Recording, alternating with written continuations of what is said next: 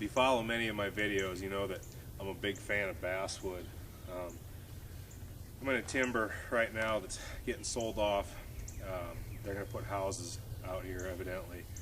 It's been a timber for a real long time, and so I'm going to try and spend a few more days out here as much as I can until it gets sold off, but such is life. But I was fortunate enough to find a wind-blown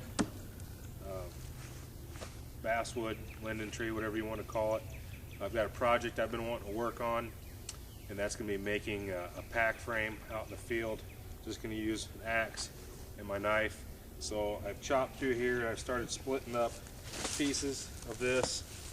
Alright, so I've got my nice long splints here, and what I want to do is try and split this down the middle. Got my feet spread nice and wide apart. I want my axe to strike right on my fulcrum. Move down.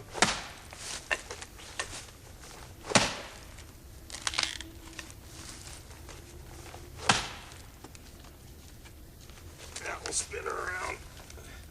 What I'm just trying to do is get this split down smaller. There's a knot there, so I have to be careful of that.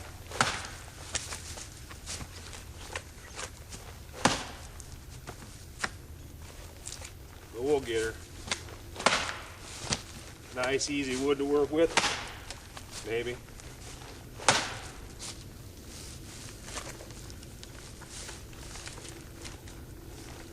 There we go. Alright. So now, I want to take a look at what I got here. Split this down. That's better.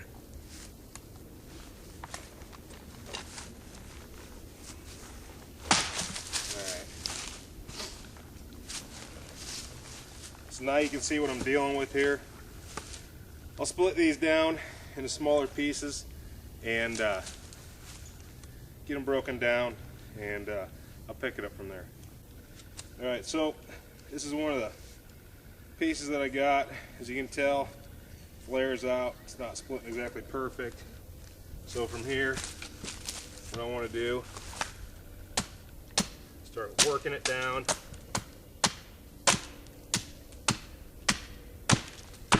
Thinning it down. Looking down, I got a big belly in there. Take that out. I want to get as much of the big stuff off with my axe as I can. So it just makes it easier in the long run.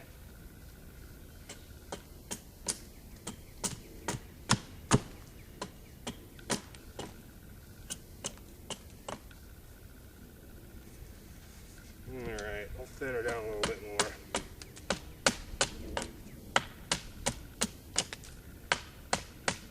See how pretty this wood is. Nice, clean, white. Since I got it close to the base of the tree, hardly any knots in it at all. Real nice. So we're going to keep splitting this down. I want to get this about to half the size that it is. Start working on it with my knife.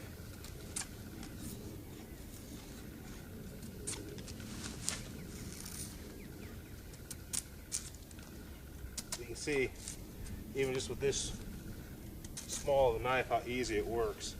So we'll keep working it down until we get probably 2 or 3 of these like this. A little thinner, we'll work them down. I'm going to make some cross pieces also. So it's a lot of work. You really don't need to sit and watch me whittle wood, because I ain't Ray Mears, that's for sure. But we'll get them whittled down and I'll show you what I come up with. Alright, so I got all the wood split down. Now I'm going to have to put it together. So what I ended up with was 2 main supports here, and then 3 fairly thin cross supports. And I'm going to be doing a square lash on each one of these. We'll leave this extended for tying out.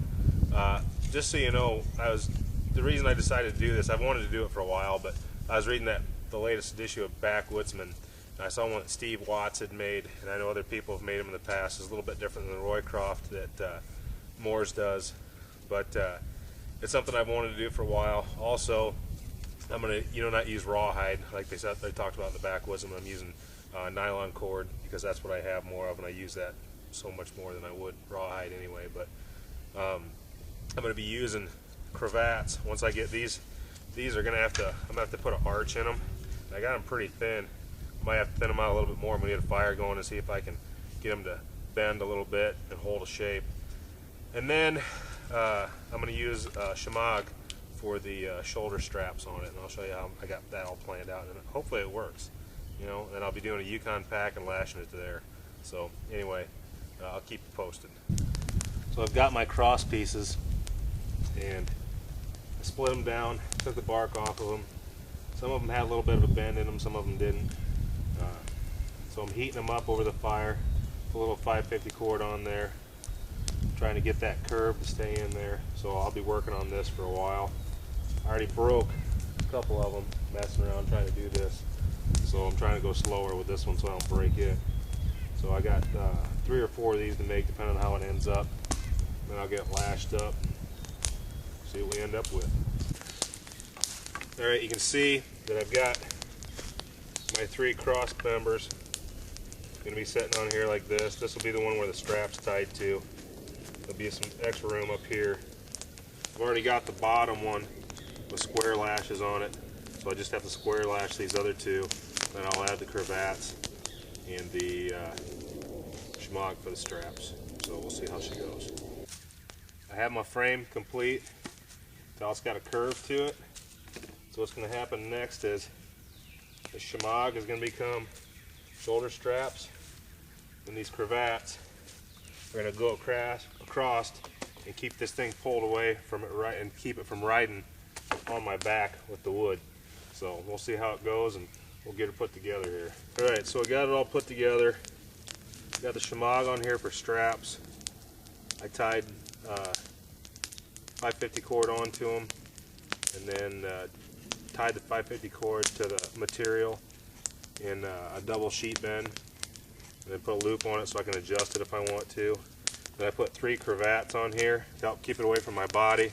Just tied those on there, and tomorrow we'll load up the gear and lash it to here, and we'll see how it works.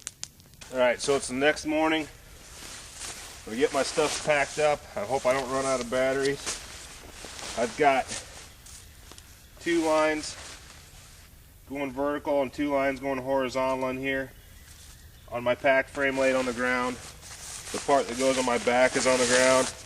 I'm going to lay my messed out, kind of center it. Got my Yukon pack right here.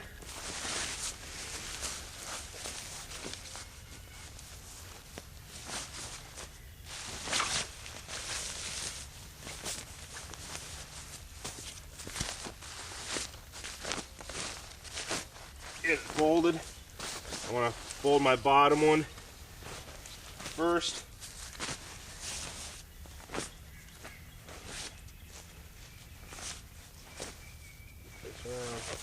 My top one goes on. And once again, the same knot that we used before.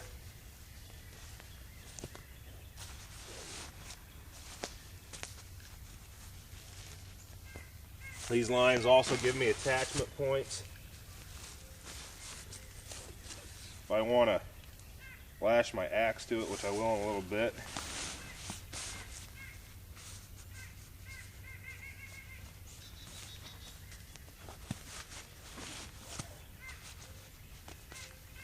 And then, so I don't run out of battery, I'm just going to come across here, untie them down. I'll put my axe on there, and we'll see how it carries. Alright, so I got everything loaded on it. I got my axe put on it, just slid it down those 550 cord. And I think as long as you don't get too much weight on this type of pack frame, you'll be fine. It's the same as the Roycroft. If you don't put too much weight on it, you'll be good to go. Great project. I'm going to carry it around for my next few trips and give you a trip report. So anyway, thanks.